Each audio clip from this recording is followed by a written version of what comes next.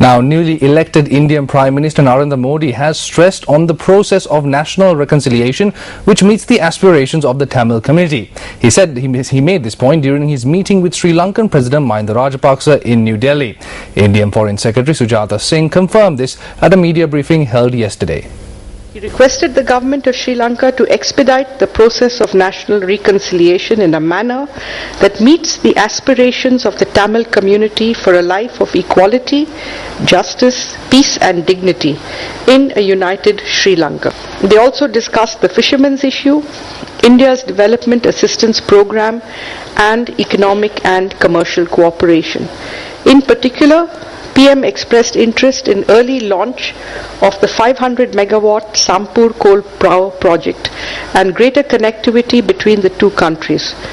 Meanwhile, the BBC Sinhala service quotes the Indian Foreign Secretary as saying that Prime Minister Modi had pointed out to President Rajapaksa the full implementation of the 13th Amendment to the Constitution and beyond, and also cooperation to the process on bringing about reconciliation between communities.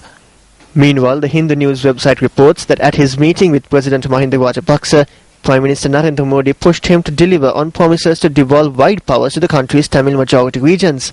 That was promised during diplomatic negotiations with former Prime Minister Manmohan Singh and United Nations Secretary General Ban Ki-moon in 2010. Meanwhile, the presidential spokesman and international media unit said that the two leaders had an in-depth discussion on issues of mutual concern such as rehabilitation, resettlement, reconstruction and the ongoing reconciliation process in the country.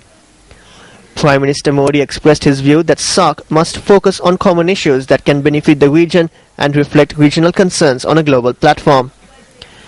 President Rajapaksa, welcoming the views expressed by Prime Minister Modi, stated that India's leadership is crucial for the success of SAARC ventures and Sri Lanka looks forward to working with India in taking forward SAARC operations.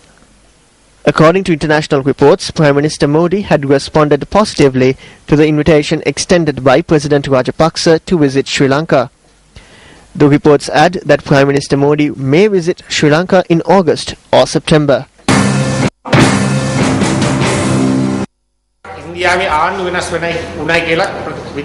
Just because the government in India changed, there will not be a change in foreign policy. But the Bharatiya Janata Party has taken one step forward. In their election manifesto, they have said that when they decide on the foreign policy of New Delhi, they will do so in consultation with the states. The Congress government did not have such a policy. They have included it in their manifesto. When you look at it from this perspective, there is a heightened trend of New Delhi listening to the states in India.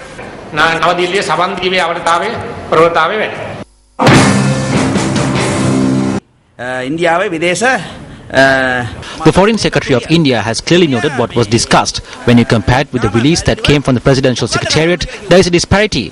It is evident that they are covering it up somewhat. The main problem in the country is the national problem.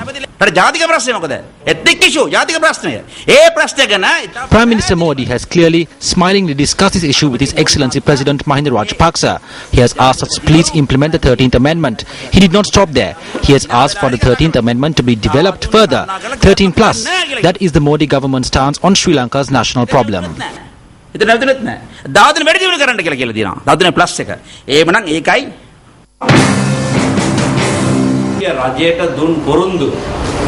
The promises made to the Indian government, that is the implementation of the 13th Amendment, must be undertaken immediately.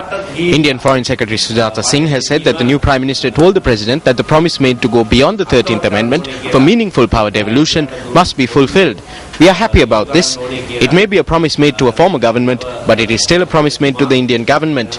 We ask that the Sri Lankan government and the President act on this immediately.